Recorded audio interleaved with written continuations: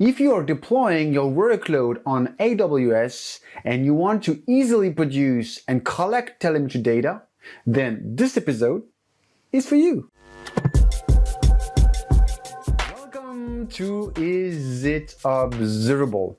Today's episode is part of the OpenTelemetry series where, in fact, we covered a couple of episodes. We started with the introduction to OpenTelemetry. We covered what is OPAM and biplane, how to observe your Kubernetes cluster using the OpenTelemetry collector, the value of the OpenTelemetry operator, and a couple of episodes related to the instrumentation on tracing and, of course, metrics.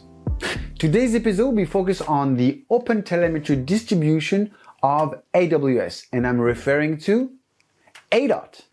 ADOT stands for AWS Distro for OpenTelemetry. So it's a secure and production-ready of the OpenTelemetry collector designed to interact with the various AWS services. If you enjoyed today's content, don't forget to like and subscribe to the channel. So let's see what you're going to learn out of this episode. We'll start with a brief introduction, then we will look at what is ADOT. We'll explain how we can use it. We will have an interview of the product manager, Michael Hausenblas, and like usual, we'll end with a tutorial. Like explained in several episodes related to OpenTelemetry, these open standards allow us to produce telemetry data out of the code and send it to one or several observability backends of our choice. To produce telemetry data, traces, metrics, and soon logs, we need to either manually instrument our code or utilize auto-instrumentation library. To send the data to our backend, we can either define the destination in our code directly by defining our exporters with the help of the SDK. We usually want to avoid having any reference to any vendor or observability backend solutions to keep our code agnostics. That is the reason why we usually utilize the OpenTelemetry collector that will act like a bridge or a telemetry router or switcher that will receive our telemetry data, transform them if required, and export them to one or several backends. To achieve the various operations, receive, process, and export, the collector will run the collector pipelines defined as a configuration file in the collector. Like explained in the episode on how to observe your Kubernetes cluster using OpenTelemetry, every step of the pipeline, receiver, processor, and exporter, we use various plugins deployed within our collector. As of now, we have several versions of the OpenTelemetry collector. So the collector core provides all the core plugins of the collector. So here is the lists of the plugins included in the core. So as a receiver, we have, of course, OTLP, Host Metrics, Jaeger, Kafka, OpenCensus, Prometheus, Zipkit. As a processor, we'll have, of course, the batch, memory limiter, attribute, resource, span processor, probabilistic sampler, and filter. And the exporter, we will, of course, have the logging, the OTLP, OTLP HTTP, File, Jaeger, Kafka, OpenCensus, Prometheus Remote Write, and Zipkit. Then you have the collector contrib that includes the collector core plugins plus all the contributions provided by the community. So it includes almost 60 plus plugins in the collector contrib. The community is currently not recommending to use the collector contrib versions in production. Of course, we can use it for our POC or demo to test it out and eventually figure out if those processes are required. Why do I need to use a collector having 60 plus plugins when at the end my collector pipelines only use 4 to 6 plugins? The other question that we may ask ourselves is, how can I run security scans on a collector built by the community? How can I make sure that the collector contrib is aligned with our security policies? During the last Observable Lightning talks, Jurassic Rolling introduced us to a tooling provided by the OpenTelemetry community. The tooling is named the OpenTelemetry Collector Builder, OCB. So here is the link to the OCB repository. This tooling is great because it helps us to build our own distribution of the collector with the plugins that we only need. With our own distro, we can also imagine to run our own security scans and be compliant with our security policies. Several vendors today are currently providing their own collector distro. So we have Splunk, we have AWS, ObserveIQ, and probably more. If you're running your workload in AWS, you should probably be interested to learn a bit more about their own distro name, ADOT. AWS Distro for OpenTelemetry is currently have a specific list of plugins. So here is the list of the plugins included in ADOT. In terms of receiver, we will have, of course, Prometheus, OTLP, StatsD, Zipkin, Jaeger. And they are specific receiver for AWS offering. So the AWS Container Metric, the AWS X-Ray, the AWS Container Insights, and soon Kafka. In terms of processor, it includes attribute, resource, batch, memory limiter, probabilistic sampler, span processor, filter processor, metric transform, resource detections, cumulative to delta and delta to cumulative. And of course, specific processors related to Amazon, it's the metric generations. In terms of exporter, we'll have the Prometheus remote write, logging, OTLP, OTLP HTTP, file, Prometheus, Datadog, Dynatrace, ACP.me, SignalFX, Logs.io, and one for Amazon is the AWS EMF, AWS X-Ray, and soon Kafka. Providing just a distro could be interesting, but providing automation to help us produce our telemetry data is even better. This is exactly what AWS has been focused on. As you probably know, Amazon provides different way of managing our workload. So we have EC2, the ECS using EC2 or Fargate. We have EKS, so the Kubernetes cluster on EC2 or Fargate, and Lambda functions. The general purpose of ADOT is to, of course, inject the right instrumentation library to our code. That is the case for the Lambda. Produce local metrics provided by the virtual machine, container, whatever it is, to export them to CloudWatch or manage Prometheus or X-Ray, or even to your own Observability backend of your choice. The other advantage is the way that the telemetry data will be enriched to have all the AWS metadata related to our workload. So for every type of workload, AWS provides detailed tutorials and documentation explaining how to add ADOT layer in your workload. So here is the link to the documentations. Last, the other major advantage is that this version of the collector is supported by AWS team. So if you need to create a support ticket or resolve a critical incident in a short time, AWS will provide this type of support. Out of providing managed collector distro, AWS also provides a managed Prometheus instance that could be used to export your metrics from your applications. By default, ADOT will export the traces to AWS X-Ray and the metrics to manage Prometheus. I think the most powerful use case for me was the usage of ADOT in Lambda functions. Depending on the platform, the usage of ADOT will be slightly different. For the moment, I have mainly explored the EKS support and the Lambda functions. In the case of EKS, I could have deployed my own collector in the cluster, but I really wanted to understand the value provided by ADOT. In EKS, AWS provides an add-on to EKS that will technically deploy a managed versions of the OpenTelemetry operator. If you want to learn more about the OpenTelemetry operator, check out the video about it. At the end, it means that you can deploy your cluster with the ADOT add-on by default and have the operator running by default as well. Once the add-on is deployed, well, we have an OpenTelemetry operator, so I can create my collector using the OpenTelemetry collector CRD, and I can also inject instrumentation library using the instrumentation CRD. In the case of Lambda, the deployment will obviously be slightly different and will add extra value.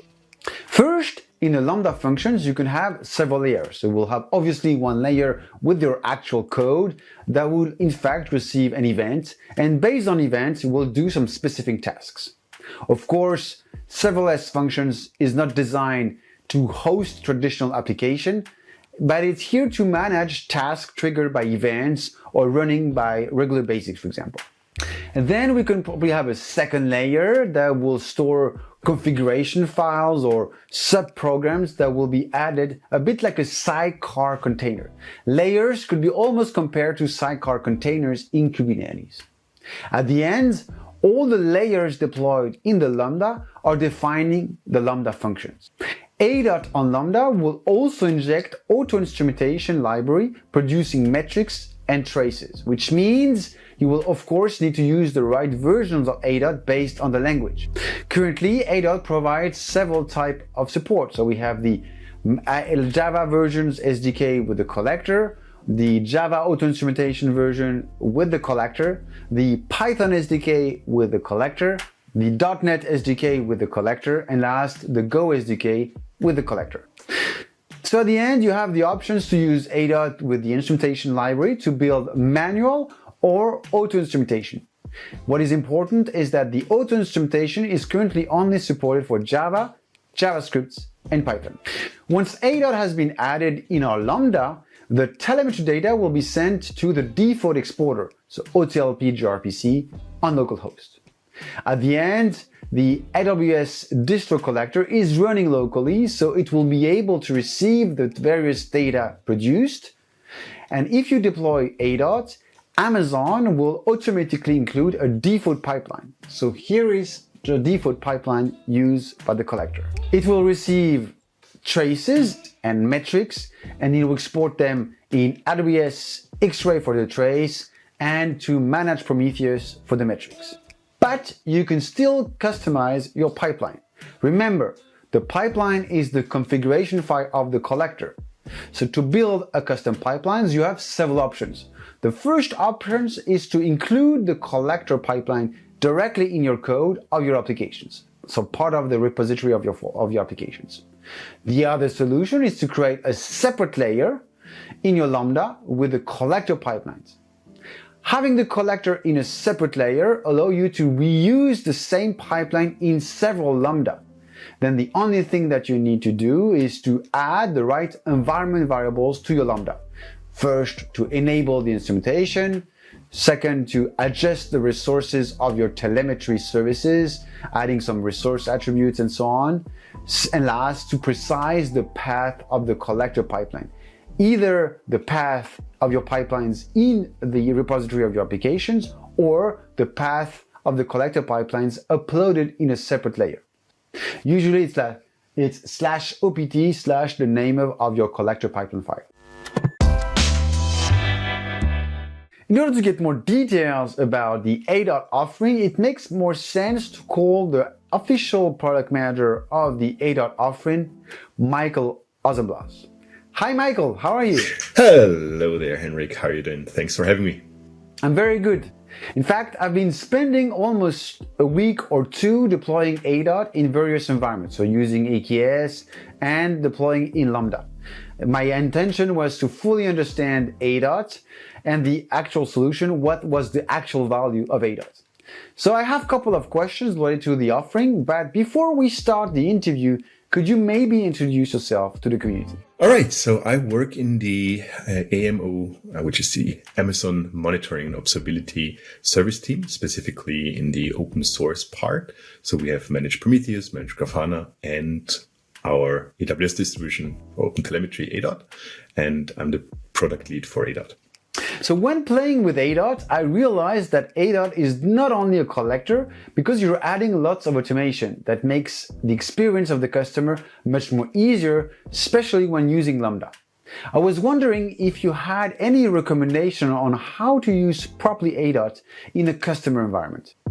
For example, first start only sending the traces to AWS X-Ray to test and validate all the connections and the settings and how we instrument it, and then update the collector pipeline to send to your object backend of your choice. As every good recommendation, I would say it starts with it depends. You have a number of different ways how to use specifically the ADOT collector, because ADOT essentially comprises both the collector and the SDKs. SDKs are currently vended from upstream, so we don't do anything to the SDKs other than adding tests and documentation, sample applications. But let's focus on the collector. And the collector, again, depending on what your needs are, for example, if you're running something on premises or another cloud, versus you're using, let's say, EKS or ECS or Lambda. So you can absolutely take the ADOT collector as a binary on all supported operating system environments, or in a containerized version, for example, from public ECR, and run it yourself. And that means you are in full control. You can do whatever you like, but it also means that you have to take care of things. Whereas the integrations we've written for EKS, the EKS add-on, ECS as a sidecar, and Lambda, the Lambda layers, essentially take care of things for you. For example, in the case of EKS, it's behind the EKS API, right? We're using the upstream OpenTelemetry operator, which means, if you have that set up, you can use it anywhere because it's, just the upstream OpenTelemetry operator, but it is behind an EKS API.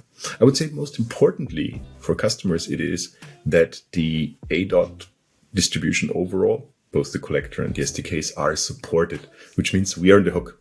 You have a problem, sending metrics or traces to some backend, and you have enterprise support. That's the condition. Then you can get help from us. There is a ticket, and we are on call. We get on it and fix that problem for you.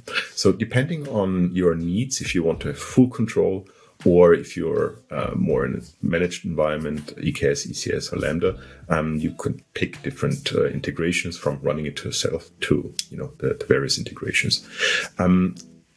With the integrations, we have set certain defaults, some opinionated defaults. For example, sending metrics to manage Prometheus, sending traces to X-Ray, etc. But yeah, I think that's on a high level the way how I would think about that. That makes sense. Because of the nature of the OpenTelemetry collector, lots of new processor or plugins are always added by the community. Do you already have a roadmap or product updates related to the ADOT offering? What should we expect soon in ADOT? Right. So we do have a public roadmap. I'm going to link to that in the show notes. This is hosted on GitHub, so everyone can go there, +1 something, create something. The feature request would be tagged with feature request. We don't, in general, give timelines. That's in general, I guess, something that is quite common, that we don't commit to it will land on this and this date. But you can kind of reverse engineer it, and that is, if you think about the fact that we track upstream and create monthly releases, so we have a release cadence of at least once a month. Why do I say at least? Well, sometimes there are, for example, a Go vulnerability, we just recently had. Not we specifically, but as you know, the collector is written in Go, and if Go has a vulnerability, then we might cut an additional, or maybe even 2, depending on how many vulnerabilities there are. So to say, the features, and I'm going to hint at one feature that we're going to release soon, can, in a sense, only land once per month, right, when we cut that release. And if you look at the work in progress column of the public roadmap, you see certain things that are at the very top of the list. And I'll give you now a hint. It starts with K and ends with Kafka. So Kafka, the Kafka receiver and exporter. That one will be released very soon. We aim at around KubeCon, could be a little bit earlier. But essentially Kafka, the Kafka exporter and receiver, is a very, very often asked feature that customers want in order to realize these historical data analysis, right? So you have the raw data getting into Kafka, into a topic. As I said, currently metrics and traces, that's what ADOT currently supports in GA, meaning you get support for that. you can use a receiver. You can essentially send any kind of metrics or traces raw into the ADOT collector, and then you can use the exporter, the Kafka exporter, to send it to a Kafka broker, for example, MSK, or your do-it-yourself Kafka. And this is one example of a feature that will land very soon. And the majority of the work, if you think about it, comes from the fact that if you look at the overall description of ADOT, supported, secure, and that means we look at each of those components. So in this case, it would be the Kafka export and the receiver. We do, it's not us doing it, but it's the application security team in AWS, extensive pen testing effectively. And because we're upstream first, whatever the pen testing results are, we then take and implement upstream. And that, as you know, takes sometimes time, right, to get something merged upstream. And that's why certain components, if we add a new component to the collector, always having an eye on that we don't add too many in terms of resource usage and footprint. It can, has a lead time of a couple of weeks usually. And that combined with the monthly release cadence gives you a rough idea of how long it might take. And as I said, I would always keep an eye on this work in progress column that has it sorted in the order that we will release things. That makes sense. In the connector recently, lots of great feature has been added. So the connectors, for example, allowing us to create more advanced pipelines. So first, I guess ADOT is supporting it. That's my first question. The second, I saw that ADOT was supporting a specific list of plugins. I guess part of the delivery process, you are continuously testing and adding new plugins in the ADOT collector. Correct. And just to as a reminder, it's a monthly release cadence. So we cut a new release once a month. What I mentioned earlier on was these unexpected, these unscheduled releases, right? If there is a Go vulnerability, for example, then we might, cut a new release. That just fixes the vulnerability. It doesn't add any new features. So once a month. And yes, although connectors are relatively new, we see in a number of cases, for example, if you think of the Spanmetrics processor, which is now a Spanmetrics connector, we absolutely do that, right? So the tracking essentially means not just, blindly copying stuff.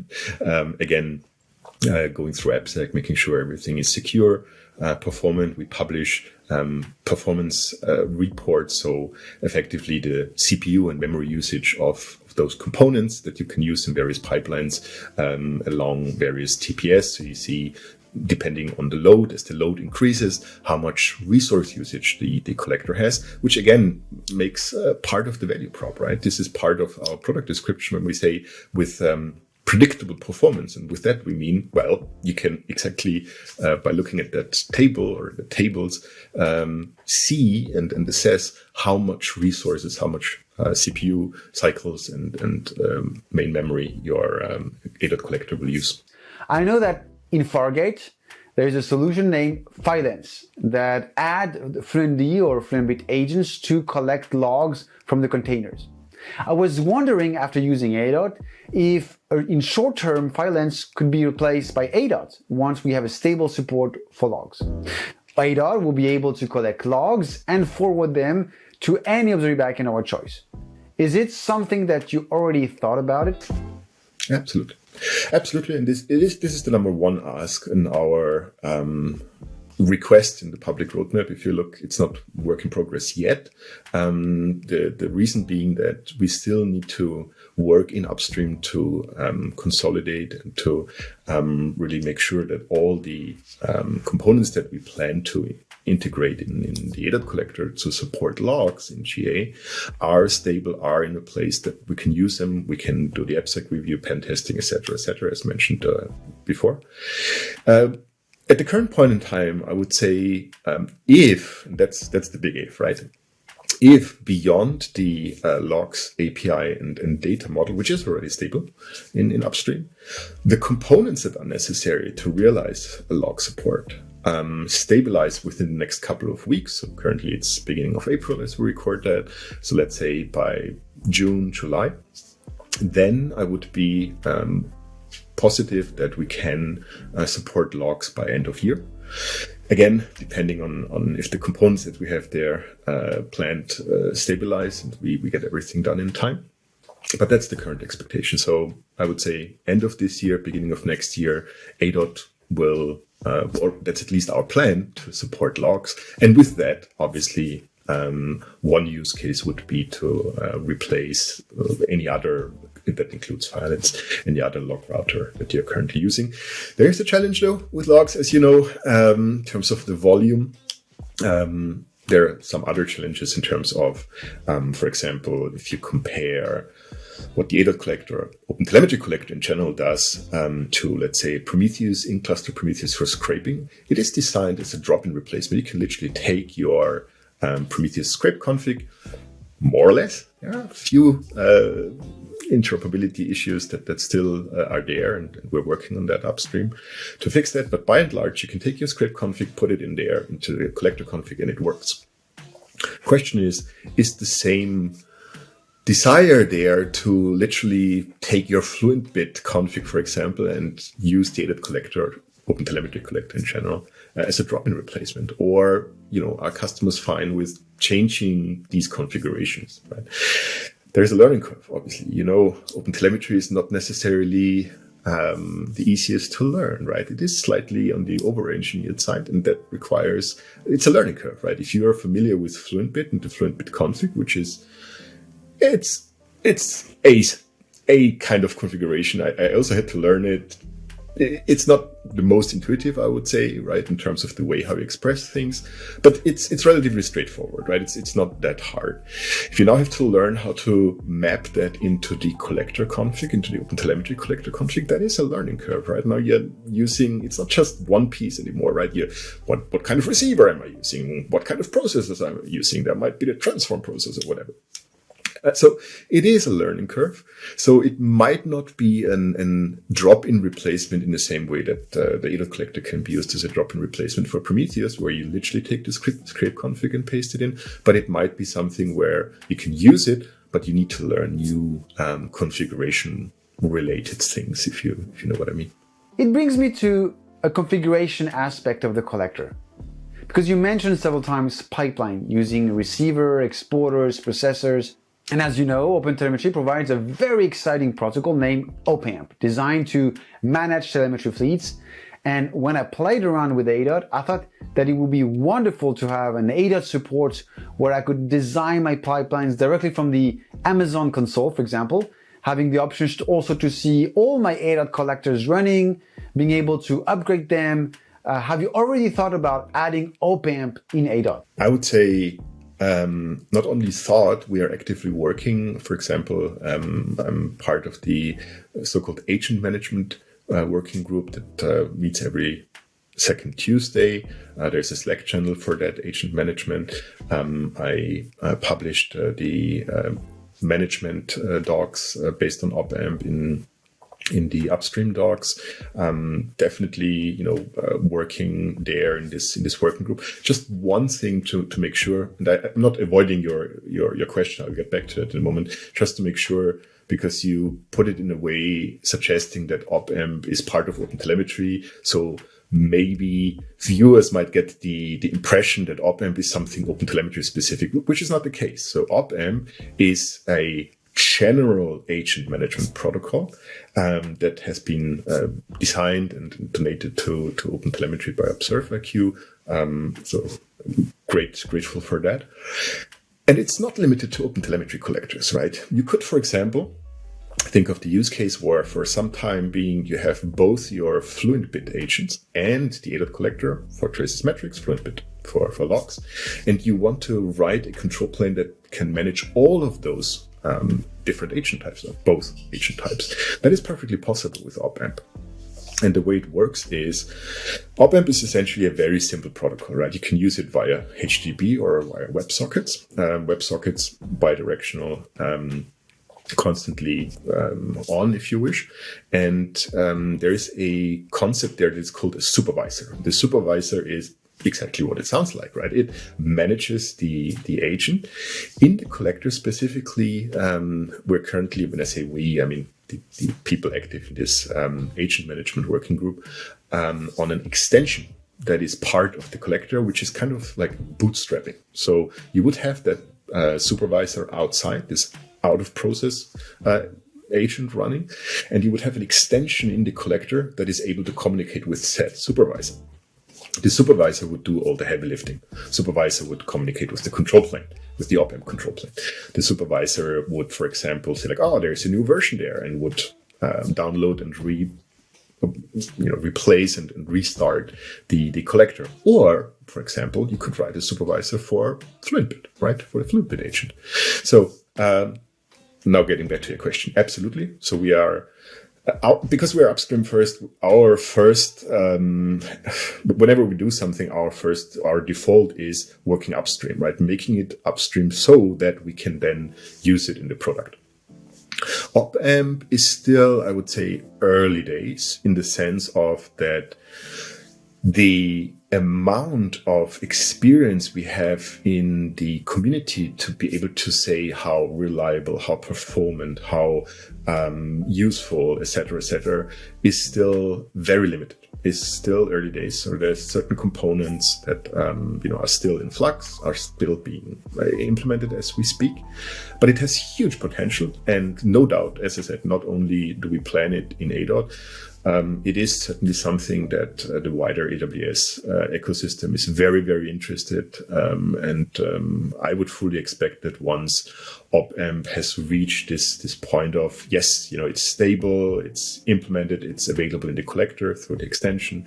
There is a supervisor for the OpenTelemetry collector, etc., that we see maybe by mid-end of 2023, a huge surge, a really big uptake across the board, across, in ADOT, across AWS, in the wider ecosystem. I would say this is the next big thing. And not to forget, it's something that you and me as an end user shouldn't even notice, right? This is something in an idle world we all would need to even bother with agents at all, right? The thing that I want to have as an end user is, and I can tell you very exactly what my desired UX is, and this is also based and reflected on customer feedback. If you're familiar with the Firelens integration on EKS on Fargate, your interface there is simply a config map where you say, hey, here is my FluentBit configuration. You put it into a config map with a defined name in a defined namespace, and everything else is taken care of for you. You don't need to run an agent. You don't need to scale an agent. You don't need to patch an agent. You just say, here's my config, go off and do it. And I would say that this is the way to go, right? No one of us have never heard a customer saying, oh man, I really love running agents, right? Oh, it's so great to run an agent to, no one ever, right? What everyone wants is the signals that come out of it, right? And correlated, of course, right? I want to have it all. I want to have logs, metrics, traces, profiles, whatnot, correlated, everything. But all I want to do really, and I 100% agree, is here's my config, go off and do things. So I predict that by end of this year, beginning of next year, we will see many, many more of those. And as a reference point, as I said, you can have a look at EKS on Fargate that implements this Firelens interface or UX in a way how it should be, right? No one wants to run agents. Everyone wants to use them, wants to benefit from agents producing or delivering, collecting, processing, and ingesting all sorts of signals, all sorts of telemetry. So I think I asked all the questions that I had. So thanks, Michael, for your time. I'm really eager to see the extensions with ADOT. I never thought of having op-amp as a collector extensions. So thanks for sharing this, and thanks for your time. See you. Well, thank you so much for having me. See you around, Henrik. Bye. In this tutorial, we will utilize ADOT in a demo application utilizing several services on AWS. So we'll have EKS, S3 buckets, and the lambda functions. EKS will host a simple Node.js web application that is designed to create objects in S3 buckets. The serverless piece is written in Java and will be triggered every time the web application creates an object in S3 buckets. In AKS, we will utilize the ADOT EKS add-ons, so at the end it's going to be the OpenTelemetry operator. In a Lambda, we will use the ADOT versions for Lambda, including the auto-instrumentation library. In this tutorial, we will see how to build a custom collector pipeline to send the data to Dynatrace.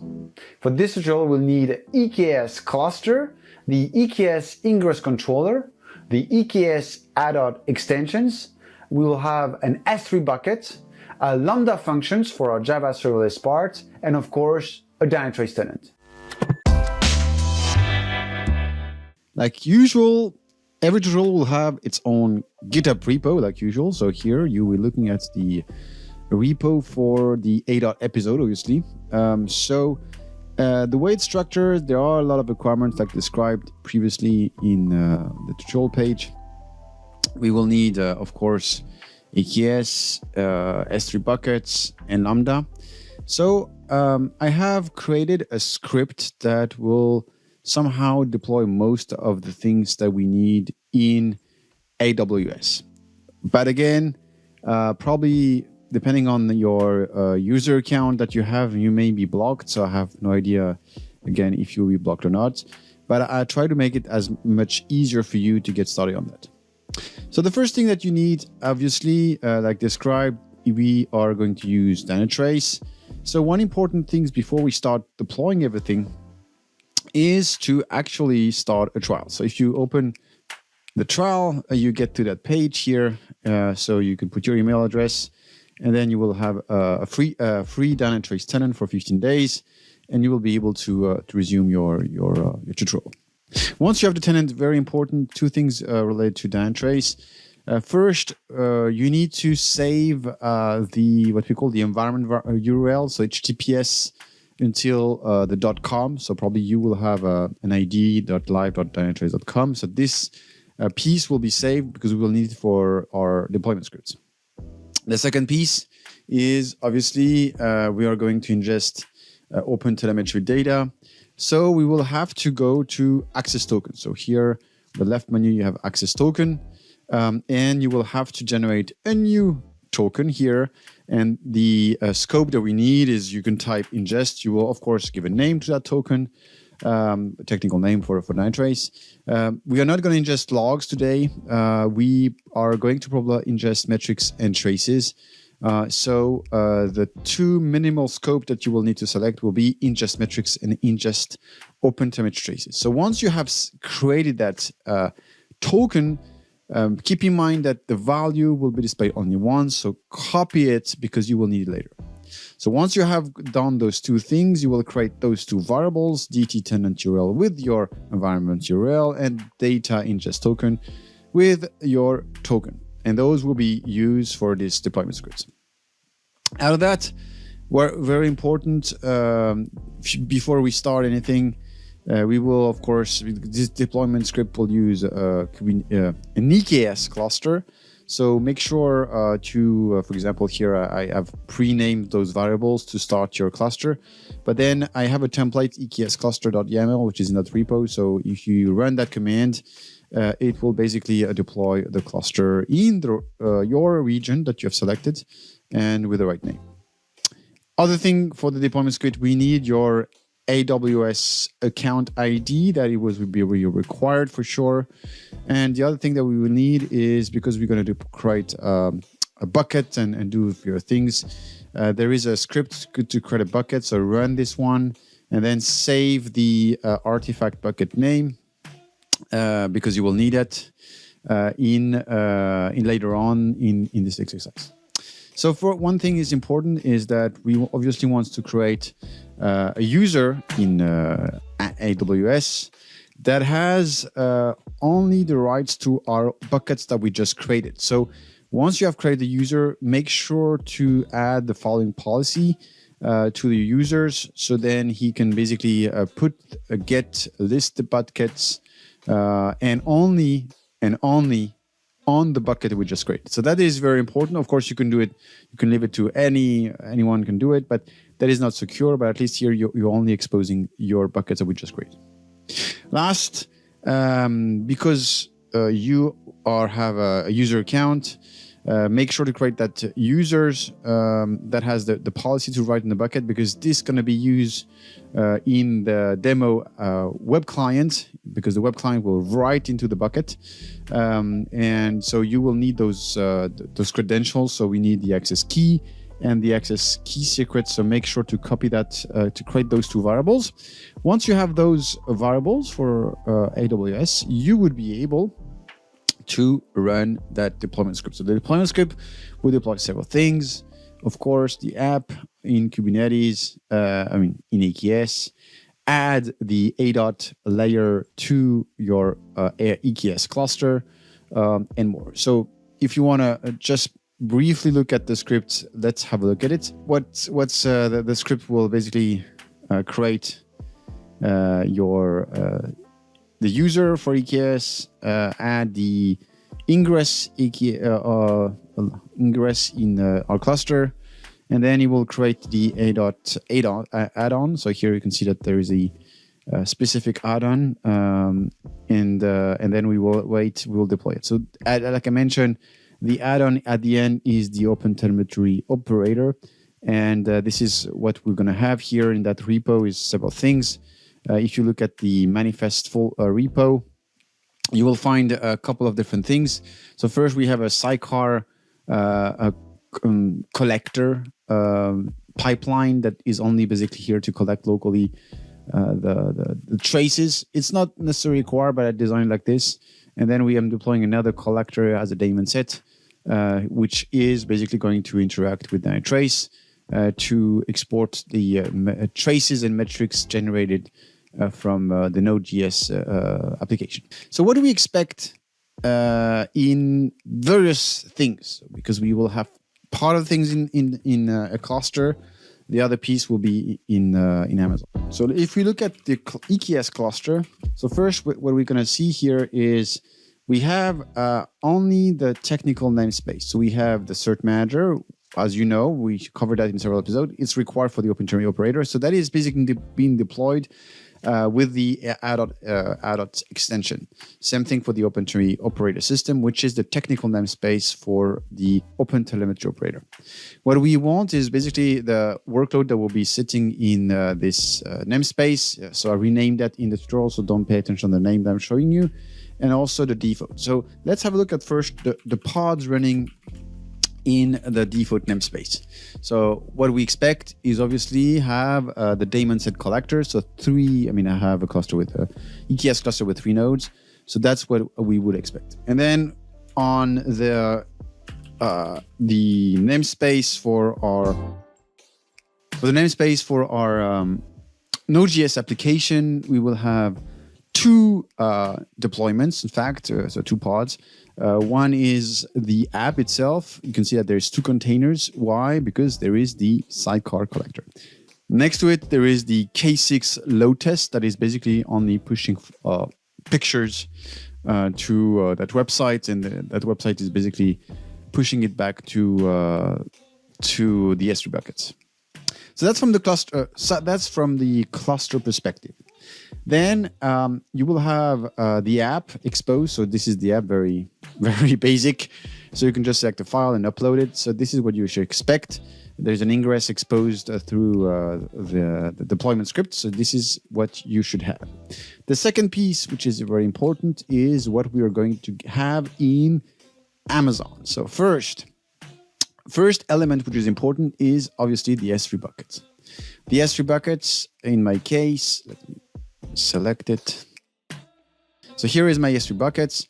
What is important is basically the web application is basically creating objects or uploading files into that folder in the S3 buckets, and then the function that has been deployed as a lambda will basically run and have the same repository with a prefix resized. Basically, it's resizing the pictures automatically. So it's a very basic example, nothing fancy, but at least for our stuff, it's good enough. Then, so that's for the S3. Then we have the lambda. So what you're going to get is in the lambda, of course, of the right region where we've deployed this lambda, we would have first our function. So here we have our function deployed through the script. And this function at the moment, now I have the layers, but you should not have any layers. But what you're going to get here is the lambda like this with the S3 configured with the right trigger. So if you go to configurations and we look at the triggers, you can see that basically it's going to be triggered when any object is created in that in the file from node, then the code will be triggered. So that's what you should expect. If the trigger is not created, don't worry, just create it, saying that the event for the lambda is basically any objects created in the specific path here, files underscore forum underscore node. Now that we have our lambda, we need to do obviously a few things. So the first thing is, if you go back to the code layer, what we need to do is to add the layer with ADOT. So ADOT has a specific layer provided for lambda. Again, everything is described in the documentation of lambda. So here we're using the Amazon Distro lambda with Java because it's a Java lambda function. So what you have to do is basically create the right layer. So if here there's an example with all the region where this area is created. Here we are using the 64, and then you can see here the lambda has a specific naming. So what we need to do, of course, is to rename. So here it's going to be EU.west in my case. And then at the end here, it's going to be AMD 64. Okay. And now if you want, you can create verify to make sure that you have access to that layer.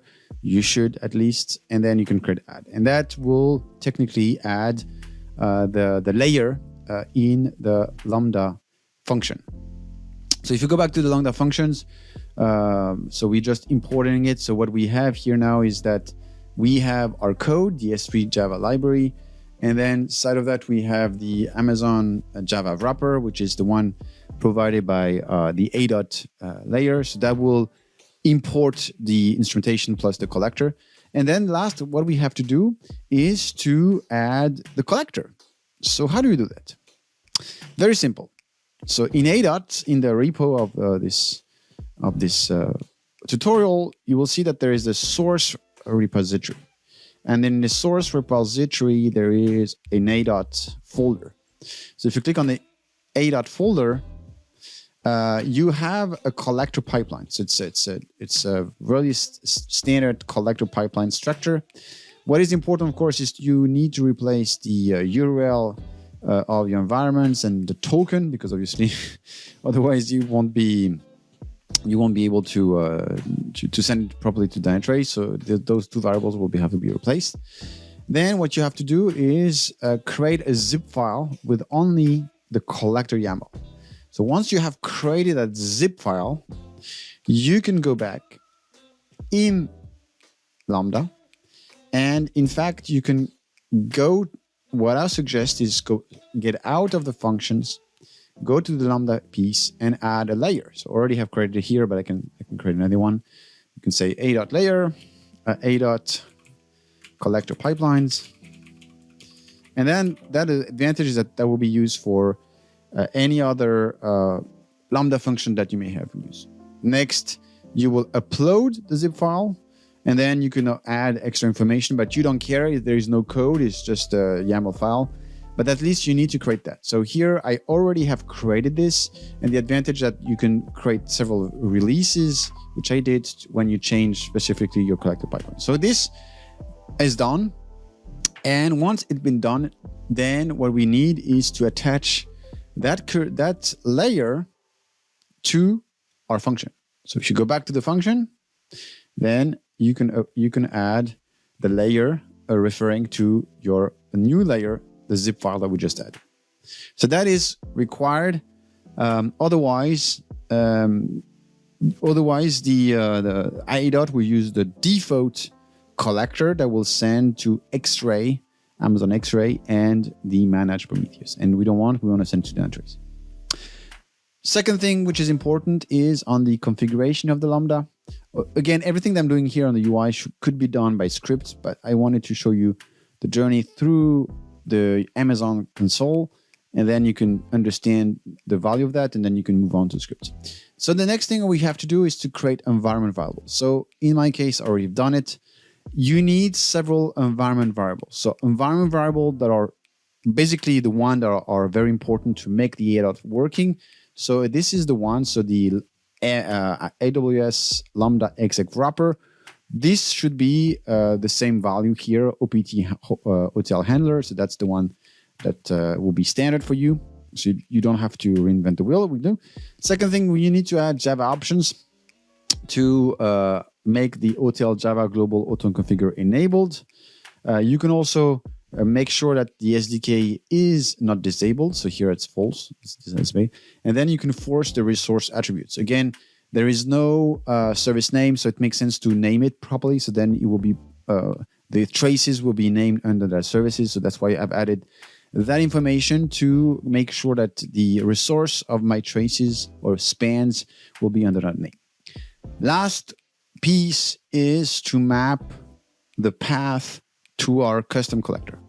And there is a specific environment variable called OpenTelemetry _collector_config file.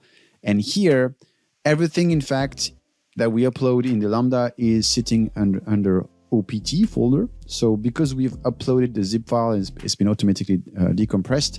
It means that our collector, in our case, was named collector.yaml. But if you do test.yaml, you will have to do opt/test. What should we get in terms of data in Dynatrace? So everything is configured now. So which means there is a load test running. So if I go back to Dynatrace, everything related to the OpenTelemetry, it will be considered like a service. So if you go to service here, so here I have several environments running. So you will have, I have much more services running in that particular Dynatrace tenant. But in your, what is important, what are we going to get here? If you scroll down, you will have first the front.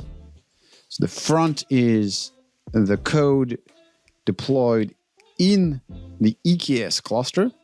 So with the OpenTelemetry collector operator managed by Amazon. And then what we're going to get is the S3 Java. So that's basically be the traces produced. One important thing that I didn't say is that S3 has nothing with OpenTelemetry. So nothing has been instrumented. The front I have instrumented my, so I have added the Amazon instrumentation library, but I could have also used the instrumentation CRD to make the full instrumentation happening from the operator perspective. So let's have a look at the first service, the front. And the front service, you can see that we have a couple of response times coming in. There is no failure. We can see the throughput, we can see the traces, and we have a couple of requests. So we have the get, which is the homepage, but we don't care. The most important one is the post. And here I just use the Express instrumentation library plus the Amazon instrumentation library, which means I get all the different methods related to the Express framework, and then I get the Amazon details to put the spans and everything inside of that, and I get the right attributes to see the different details about where I'm sending that data, which pod has been generating this, so I get all the details so I can use it. Then if I go to distribute traces, so I can see in details, I should have another service. So here I'm getting, not in the service page, but I'm getting the equivalent of going through the menu.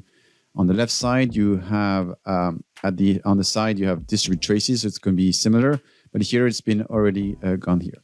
So if I want to filter to the service that we're looking for, so the service is called S3-Java.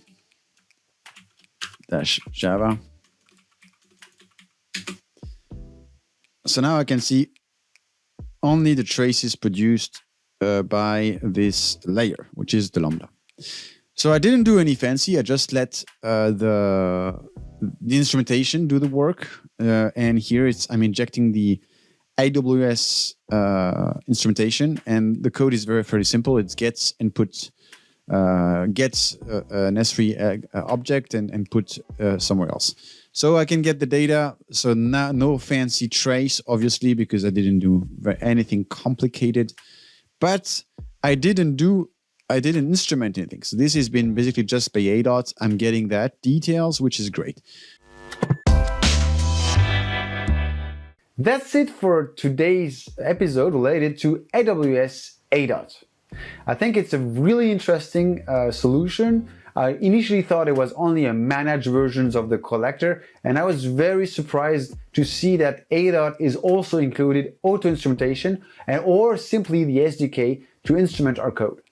I think lambda functions are so lots of values of adding layers with the collector and the auto-instrumentation library. I think that it was very convenient and very easy to build your telemetry data out of your lambda functions.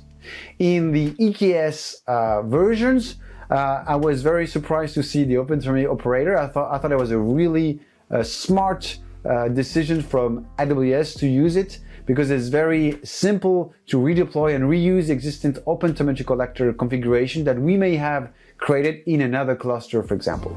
So if you enjoyed today's content, don't forget to like and subscribe to the channel. So see you soon for another episode. Bye.